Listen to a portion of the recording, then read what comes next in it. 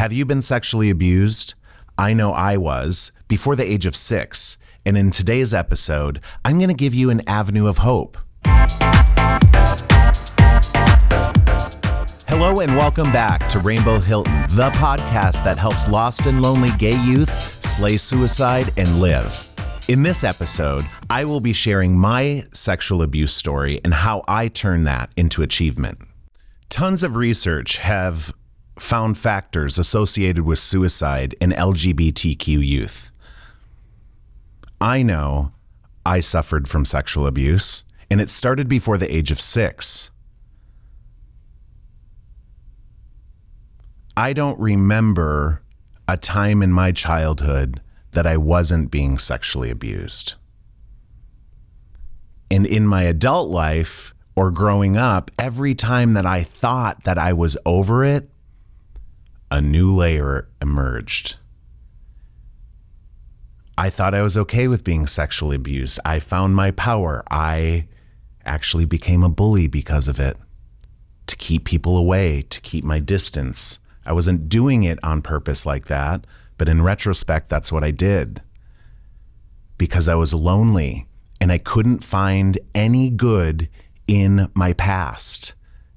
Because by 4th grade, I found myself in the restroom at Sears giving a 40-year-old man a blowjob.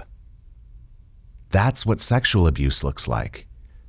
But at that point, I was choosing it. I walked to the mall. I walked into the bathroom.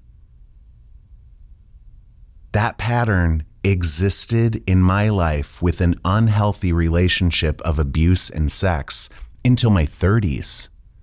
Layer after layer after layer, I found new purpose. I found new power. And at this point in my life, the reason I'm sharing my story is so you know that you're not alone. No matter what your abuse looks like, whether it's sexual, physical, mental, there's a lot of different types of abuse out there. My goal for you is to find the good in it. How can you find the good in abuse? Be the contribution for it. I get to talk to my clients as a life coach that have had history of sexual abuse, physical abuse, and I get to relate. I know what that feels like. And I also know what it feels like on the other end, not telling anyone for years. Safety is an expression. And when you express it and you find the good in it, it doesn't hold you back. It actually moves you forward, and it helps other people. Do you want to have your story help other people? I do. I suffered too long in my cycle of victimhood, in the abuse that I never chose, but experienced for years of my life. And now I'm thriving. I found the good in it so I can relate to people.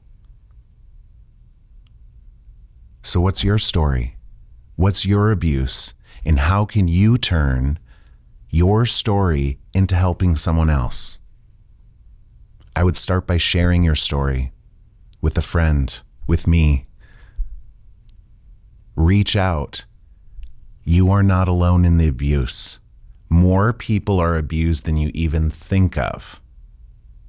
Because at the time, in high school, in grade school, I still was just kind of playing and figuring it out. I didn't consider it abuse. If I saw it that way, I probably wouldn't do it. But I was lonely in high school. Single parent household. I was looking for love, and I know you are too. It is possible to find the good in any situation.